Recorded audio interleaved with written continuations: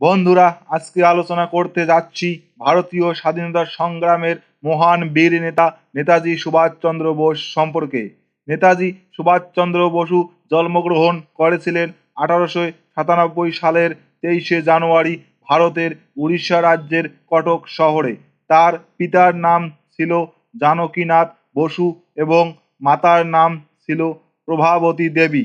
নেতাজি সুভাষচন্দ্র বসুর বাবা ছিলেন উড়িষ্যা শহরের একজন উকিল। নেতাজি সুভাষচন্দ্র বসুর আদি বাড়ি ছিল দক্ষিণ 24 পরগনা জেলার কোদালিয়া গ্রামে। নেতাজি সুভাষচন্দ্র বসু উড়িষ্যা রাজ্যের কটক শহরের র্যাভেনশন কলেজিয়েট স্কুল থেকে ম্যাট্রিক পাশ করেন। অত্যন্ত মেধাবী ছাত্র হওয়ায় তিনি ম্যাট্রিক পরীক্ষায় দ্বিতীয় স্থান অধিকার করেন। তারপর তিনি কলকাতার স্কটিশ চার্চ কলেজ থেকে স্নাতক হন। এরপর তিনি বিলেতে গিয়ে সিভিল সার্ভিস পরীক্ষার জন্য প্রস্তুতি গ্রহণ করেন এবং পরীক্ষায় তিনি চতুর্থ স্থান অধিকার করেন। নেতাজি সুভাষচন্দ্র বোস ইংরেজ সরকারের অধীনে সিভিল সার্ভিস চাকরি গ্রহণ না করে 1921 সালে দেশে ফিরে ইংরেজ সরকারের হাত থেকে ভারতকে মুক্ত করার জন্য গান্ধীজি পরিচালিত জাতীয় আন্দোলনে ও জাতীয় কংগ্রেসে যোগদান করেন। প্রথমে তিনি চিত্তরঞ্জন দাসের নেতৃত্বে বাংলায় কাজ শুরু করেন। খুব অল্প দিনের মধ্যেই সুভাষচন্দ্র বসু জাতীয় কংগ্রেসের প্রথম সারির নেতা হয়ে ওঠেন। জাতীয় কংগ্রেসের 1938 সালে হরিপুরা অধিবেশনে সুভাষচন্দ্র বসু সভাপতি মনোনীত হন। সুভাষচন্দ্র বসু বামপন্থী মনোভাব এবং সাম্রাজ্যবাদের বিরোধী আপোষহীন সংগ্রামী মানসিকতার জন্য সুপরিচিত ছিলেন। এরপর 1939 সালে ত্রিপুরী অধিবেশনে পুনরায় সুভাষচন্দ্র বসুকে সভাপতি করার দাবি উত্থাপিত হলে গান্ধীজির সাথে মতপার্থক্য থাকায় গান্ধীজি আপত্তি জানান এবং মৌলানা আবুল কালাম আজাদকে সভাপতি মনোনীত করেন। কিন্তু মৌলানা আবুল কালাম আজাদ প্রার্থী হতে আপত্তি জানালে গান্ধীজির প্রিয় পাত্র পট্টবী সীতারামাইয়াকে প্রার্থী হিসাবে স্থির করা হয়। কিন্তু কংগ্রেসের কার্যনির্বাহী সমিতি কংগ্রেসের ঐক্যের স্বার্থে সুভাষচন্দ্র বসুকে প্রার্থীপদ প্রত্যাহারের অনুরোধ জানায়। কিন্তু সুভাষচন্দ্র বোস তার সিদ্ধান্তে অটল থাকেন এবং তিনি এক বিবৃতি মারফত জানান, কংগ্রেস সভাপতি পদে তার নির্বাচন শুধুমাত্র ব্যক্তিগত ব্যাপার নয়, জাতীয় ও আন্তর্জাতিক প্রশ্নে সুনির্দিষ্ট মতাদর্শ ও নীতিকে কেন্দ্র করেই এই পদের প্রতিদ্বন্দ্বিতা হওয়া উচিত। বলা বাহুল্য, এই নির্বাচনে সুভাষচন্দ্র বসু 1580টি ও পট্টবী সীতারামাইয়া 1377টি ভোট পান এবং সুভাষচন্দ্র বসু 203 ভোটে জয়লাভ করেন। কিন্তু সুভাষচন্দ্রের এই জয়লাভে গান্ধীজি ও তার অনুগতরা ক্ষুব্ধ হয়ে সুভাষচন্দ্রের সঙ্গে সহযোগিতা না করার সিদ্ধান্ত গ্রহণ করে এবং কংগ্রেসের কার্যনির্বাহী সমিতির 12 জন সদস্য একত্রে পদত্যাগ করেন এবং জাতীয় কংগ্রেসে অচল অবস্থা দেখা দেয়। পরে পৃথকভাবে জওহরলাল নেহরু পদত্যাগ করেন। এই এমন অচল অবস্থায় 1939 খ্রিস্টাব্দে 7 মার্চ জাতীয় কংগ্রেসের ত্রিপুরী অধিবেশনে ও কংগ্রেসের অচল অবস্থা নিরসনের জন্য গান্ধীজির হাতে কংগ্রেসের পূর্ণ ক্ষমতা অর্পণ করা হয়। এরপর 1939 সালে 29 এপ্রিল কলকাতায় অনুষ্ঠিত নিখিল ভারত কংগ্রেস কমিটির অধিবেশনে সুভাষচন্দ্র বসুর সভাপতি পদ থেকে ইস্তফা দেন। তারপর দিন রাজেন্দ্র প্রসাদ কংগ্রেস সভাপতি নির্বাচিত হন। এরপর 1939 সালে 3রা মে সুভাষচন্দ্র বসু কংগ্রেসের অভ্যন্তরেই সারা ভারত ফরওয়ার্ড ব্লক নামে এক নতুন দল গঠন করেন। সুভাষচন্দ্র বসু এই নতুন দলের সভাপতি হন এবং পাঞ্জাবের সর্দার সরদুল সিং হন সহ সভাপতি। ইতিমধ্যেই দ্বিতীয় বিশ্বযুদ্ধ শুরু হলে ব্রিটিশ সরকার নেতাজি সুভাষচন্দ্র বসুর উদ্দেশ্য সম্পর্কে সর্বদা সতর্ক ছিলেন ও তাদের চরম শত্রু সুভাষচন্দ্র বসুকে ভারত রক্ষা আইনে গ্রেপ্তার করেন 2রা জানুয়ারি 1940 সালে। সুভাষচন্দ্র বসু কারাগারে অসুস্থ হয়ে পড়লে তাকে কলকাতায় তার নিজ গৃহে সশস্ত্র পুলিশ প্রহরায় বন্দি করে রাখেন ব্রিটিশ বাহিনী। এই অবস্থায় পুলিশের দৃষ্টি এড়িয়ে 1941 সালে 17 জানুয়ারি কলকাতা ত্যাগ করে ও কালকা মেল ট্রেনে চেপে দিল্লির উদ্দেশ্যে রওনা দেন।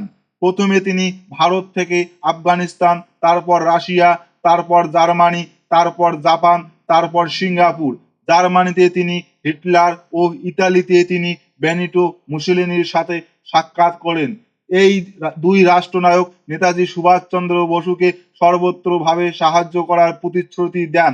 জার্মান সরকারের পূর্ণ সহযোগিতায় 1942 সালে জানুয়ারি মাসে বার্লিনে আজাদ হিন্দুস্তান বেতার কেন্দ্র প্রতিষ্ঠা করেন এবং সুভাষচন্দ্র বসু সেখান থেকে প্রতিনিয়ত ভারতের স্বাধীনতার পক্ষে প্রচার চালাতে থাকেন।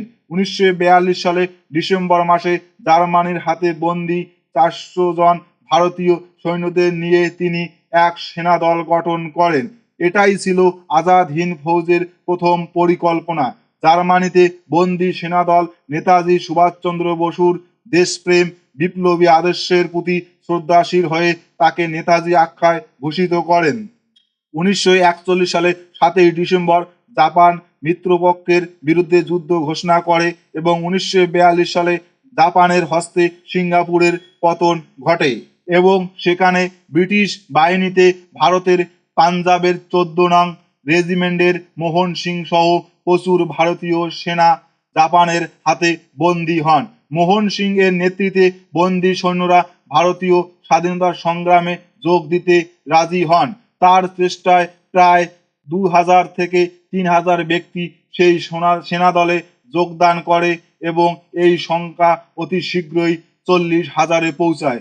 ভারতীয় বিপ্লবী রাসবিহারী বসু তখন জাপানে ভারতের স্বাধীনতার জন্য সক্রিয় ছিলেন এবং 1942 সালে জুন মাসে রাসবিহারী বসুর সভাপতিত্বে ব্যাংককে দক্ষিণ পূর্ব এশিয়ার প্রবাসী স্বাধীনতা সংগ্রামীদের নিয়ে এক বিশাল সম্মেলন অনুষ্ঠিত হয়। এই সম্মেলনে ইন্ডিয়ান ইন্ডিপেন্ডেন্স লীগ গঠিত হয় এবং রাসবিহারী বসু সভাপতি হন। এই সম্মেলনে নেতাজি সুভাষচন্দ্র বসু জার্মানি থেকে জাপানে আসার আহ্বান প্রস্তাব গৃহীত হয়। 1942 সালে 1 সেপ্টেম্বর রাসবিহারী বসু আনুষ্ঠানিকভাবে ভারতে স্বাধীনতার জন্য সিঙ্গাপুরে আজাদ হিন্দ ফৌজ গঠন করে। এই সেনাবাহিনী ঐক্য, আত্মবিশ্বাস, আত্মোৎসর্গ এই তিনটি আদর্শের ভিত্তিতে ভারতকে ব্রিটিশ শাসন মুক্ত করতে তৎপর ছিল। প্রতিষ্ঠাতাকালে মোহন সিং ছিলেন এই বাহিনীর প্রধান। 1943 সালে 9 ফেব্রুয়ারি আবিদ হাসানকে সঙ্গে নিয়ে নেতাজি সুভাষচন্দ্র বসু দীর্ঘ 3 মাস সাবমেরিন বা ডুবোজাহাজ যাত্রা করে 13 মে জাপানের রাজধানী টোকিওতে পৌঁছায়। জাপানের প্রধানমন্ত্রী তাজো সুভাষচন্দ্র বসুকে সাদর অভ্যর্থনা জানায়।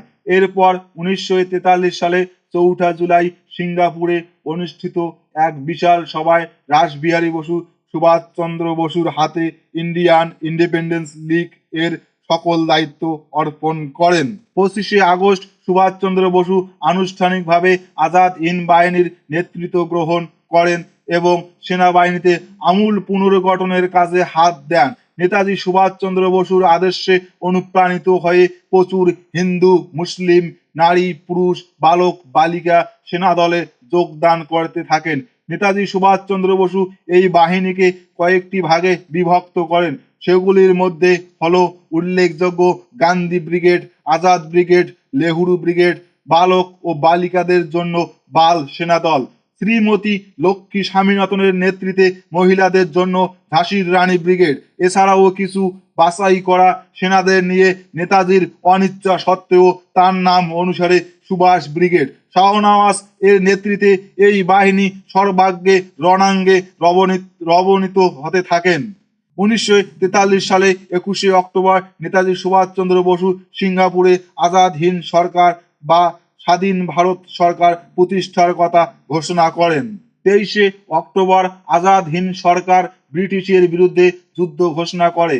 অল্প দিনের মধ্যেই জাপান, জার্মানি, ইতালি সহ 9টি দেশ এই সরকারকে স্বীকৃতি দেয়।